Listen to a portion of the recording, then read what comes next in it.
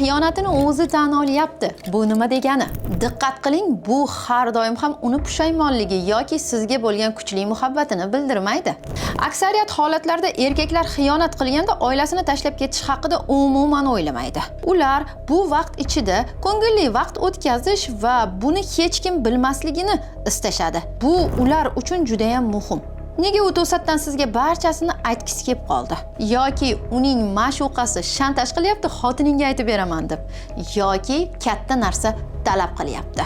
Katta ehtimol bilan eringiz ham unga men seni yaxshi ko'raman, lekin ozgina sabr qil, yoki bo'lmasam men seni yaxshi ko'raman, xotinim bilan tugatilmagan ishlarim bor deyotgan bo'lishi mumkin. Shu bilan birga u xotiniga xiyonat haqida avvalroq aytish orqali vaziyatni nazorat ostiga olishga harakat qilyapti.